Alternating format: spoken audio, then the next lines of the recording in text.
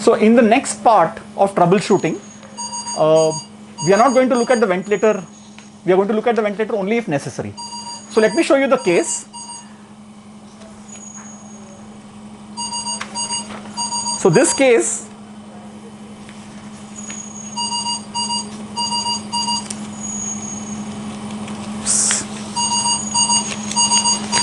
is a patient, 72-year-old, who has come with chest pain and severe acute pulmonary edema.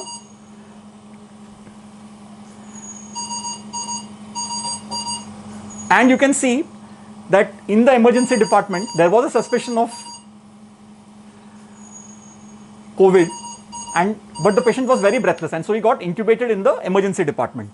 And he was ventilated in the pressure control mode. The pressure control mode has been chosen just to demonstrate to you how to use the pressure control. The FiO2 was 0.5 or 50%. The inspiratory pressure was set at 15 above PEEP of 10. Respiratory rate was set at 20.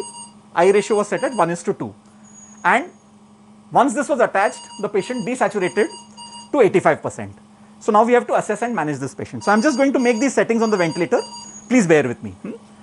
So let's see. Let's choose an FiO2 of 50%. You can see this is the knob which adjusts the FiO2. So I'm going to choose 50% here. Okay. Then the next setting is the inspiratory pressure. So first I'm going to change the mode. To change the mode, what I have to do is I have to change from volume control to, so we have to change from volume control to pressure control. So I have selected it, it's become white. As I turn the knob, you can see that it's come to PCACMV. So that is pressure control now. So I'm going to select that. Then I'm going to place it on standby so that I can make my settings. I'm going to select standby. Okay, so the alarms will go away. Now, let's look at the remainder of the settings. So the respiratory rate is set at 20. The I ratio suggested is 1:2. And the PEEP is suggested 10. So let me make that change. I select PEEP, it becomes white. I make it 10. And then the inspiratory pressure is 15. Okay, so those are the settings that have been given to me. Now, on these settings, what is happening is the patient is desaturating to 85%. So how do you think you're going to manage this scenario? Now, when a patient desaturates on 85%, the next thing to look at is if the pulse and blood pressure are stable. If the pulse and blood pressure are stable, you've got a good plethysmograph. The first thing is if you're not already on 100% oxygen, you make it 100% on the ventilator. Okay, so I was on 50%, so I'm making it 100%. So this is a safety measure.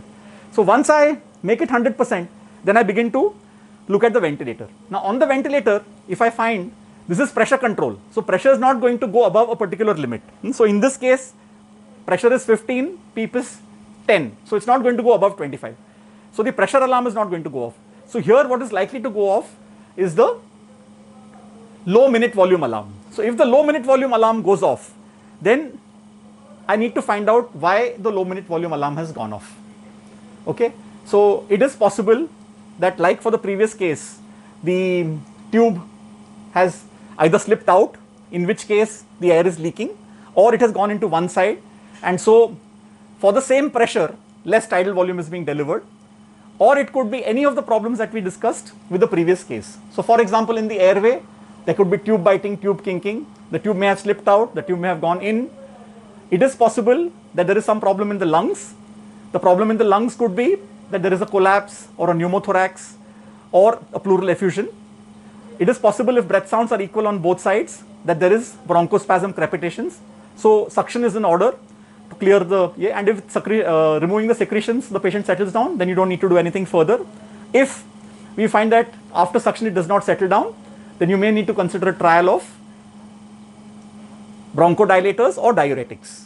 If after doing all this, you find that the saturation is still low, in patients with COVID-19, you will need to keep in mind the possibility of a pulmonary embolism.